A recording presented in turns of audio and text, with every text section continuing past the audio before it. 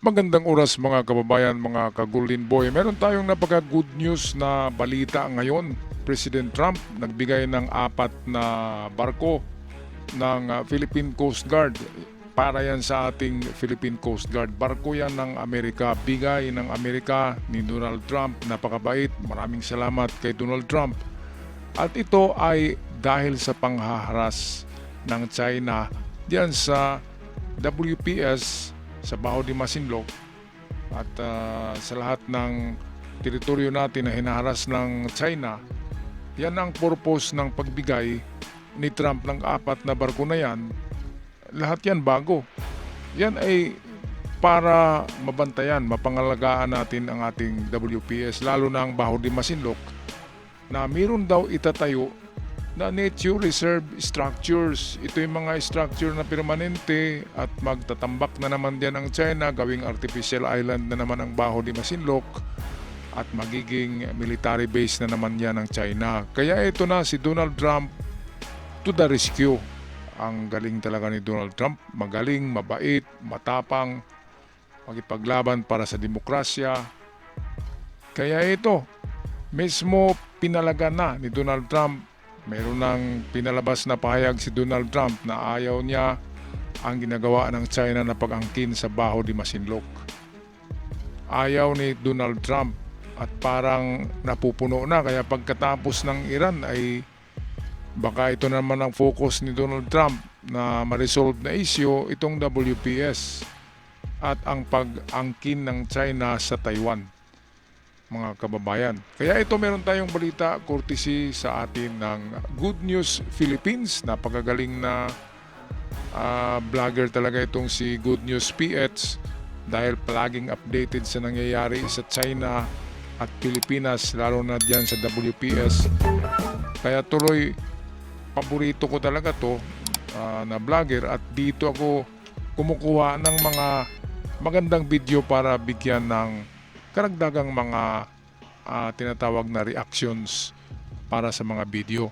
So ito ang video hatid sa atin ng Good News Philippines channel. Balitang West Philippine Sea naman tayo mga kabayan. Matapos ang opisyal na pagtutol ng Amerika sa ipinataw na nature reserve ng China sa Baho de Masinloc, President Trump umaksyon agad. Mismong sa Elbridge Colby, ang U.S. Undersecretary of War for Policy ay kinumpirma ang karagdagang mga diskarte, paraan at tulong na ibibigay ng Amerika sa Pilipinas upang mapangalagaan ang ating teritoryo, at nasasakupan 4 na fast response cutters ang idideploy ng Amerika sa Pilipinas para suportahan ang Philippine Coast Guard sa pagpapatrol nito sa West Philippine Sea. Ang deployment ng Sentinel-class cutters ng US Coast Guard sa Philippine Exclusive Economic Zone ay bahagi umano ng tinatawag ni Colby na isang historic modernization ng alyansa ng Pilipinas at Estados Unidos. Tinawag din niya ang Pilipinas na isang model ally sa ilalim ng Administrasyong Marcos at Defense Secretary Gilberto Eudoro Jr. That is motivated by our practical judgment that alliances are most durable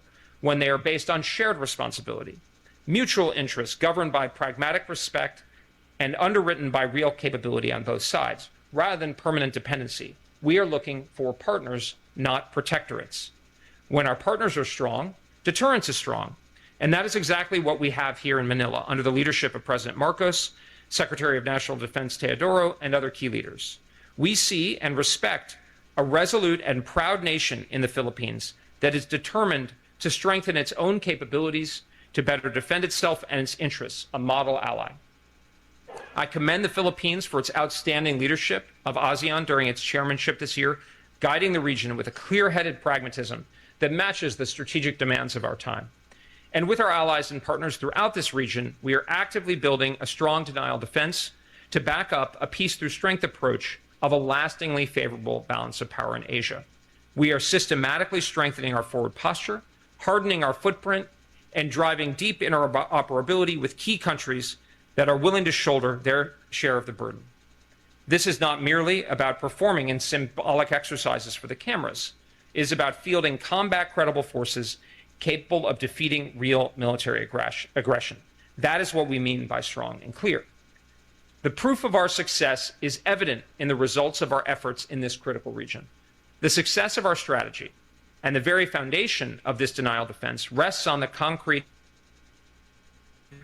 practical partnerships we are building and modernizing across the region, including here in Southeast Asia. Here in the Philippines, our alliance is undergoing a historic modernization rooted in profound mutual respect. We are co-investing in resilient infrastructure, training on cutting-edge capabilities, and operationalizing our enhanced defense cooperation agreement sites. This is not a one-sided partnership. The Philippines is stepping up, taking the lead to defend itself, and investing more to modernize its military and Coast Guard. Ayan, so kinumpirma nga ni Eldridge Colby, Undersecretary ng Department of War ng Amerika. So kasama pala ito ni Pete Hegseth sa Department of War, si Eldridge Colby. Nagsasabi ng Pilipinas ay hindi pabigat sa Amerika kung i-translate natin, at ang Pilipinas ay napakagandang partner, sabi ni Colby. Kaya ito na nga, through Colby, pinahayag ni Trump, at si Colby na mismo ang nagsabi niyan, na ayaw ni Trump, ayaw ng Amerika ang ginagawa ng China na panghimasok sa teritoryo ng Pilipinas. Kaya itong Baho de Masinloc na tinatawag na mineral reserve ng China o natural reserve ay narinig na ni Trump, at nagbabala na si Trump sa China na huwag niyong gawin yan. Kaya China, hoy, gising! Gising kayo diyan, mga singkit. At ibulalat niyo yung mga singkit niyo na mata, idilat niyo yan para makita niyo ang katotohanan na ang Baho de Masinloc ay hindi sa China. Singkit-singkit kasi ng mga mata niyo kaya hindi niyo nakikita kahit sa Google Map na ang layo-layo na ng Baho de Masinloc sa mainland China. Ang layo-layo na, hindi yan 200 nautical miles, kundi nasa 800 nautical miles ang layo ng Baho de Masinloc sa mainland China. Kaya ang layo-layo na, wag nyo nang isama sa inyong mga ambisyon na kukunin nyo. Kasi talagang maghalo ang balat sa tinalupan kung mangyari yan. Alright, balik tayo sa balita, courtesy sa atin ng Good News Philippines. We are backing up those investments with concrete, visible support, including the rotational deployment of 4 fast response cutters to actively partner with the Philippine Coast Guard in patrolling and securing your exclusive economic zone. By strengthening our joint posture, we are ensuring that both our nations possess the hard capabilities required to deter aggression. We are accelerating the pace and scope of our strong defense relationship. Rather than giving ideological lectures, the Department of War is focused on what practically matters to both of us, transforming legacy exercises into high-end, combat-credible training that actually tests our joint warfighting readiness and ensures that our forces can operate together efficiently. China, may katigasan ang ulo, ayaw mapahiya, pinapanindigan ang maling ginagawa. Ipinakita ng China ang kanilang ginawang bomber drill sa Baho de Masinloc. Dala ng China H-6G bomber ang YJ-12 missile habang nagpapatrol ito sa nasasakupan ng Pilipinas. Ayan, so grabe na talaga tong pananakot ng China sa atin dahil yung malalaking bomber na nila yung umiikot dyan sa Baho de Masinloc. Yung bomber nila ay kasing laki yun ng B-52 bomber ng Amerika, yung tinaguriang Fortress in the Sky. Yun yung malaking B-52 bomber na kinopya ng China. Kaya itong kanilang bomber ay kasing itsura din ng American B-52s dahil kinokopya nga The Great Imitator. The Great Imitator ang tawag diyan sa China. Kung ano man mga imbensyon ng Amerika na maganda, kinokopya. Kahit mga imbensyon ng Russia ay kinokopya, kahit yung AK-47 ay kinokopya ng China.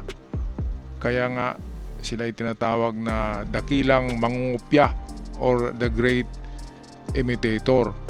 So ito na, anong masasabi niyo dito mga kababayan sa pagpalag mismo ni Donald Trump na hindi niya gusto ang ginagawang panghimasok ng China sa WPS at ang tangkang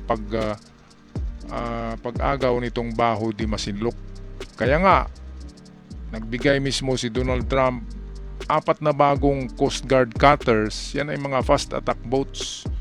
Medyo maliliit na barko.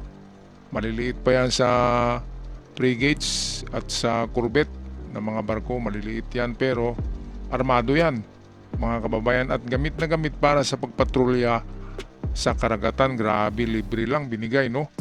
Kaya maraming salamat kay Presidenteng Donald Trump sa pagtulong palagi sa Pilipinas. Alright, pag-comment lang sa ating comment section mga kababayan at mga bisita sa ating channel. Maraming salamat sa inyong pag-subscribe. Hanggang sa muli, paalam at ingat kayong lahat.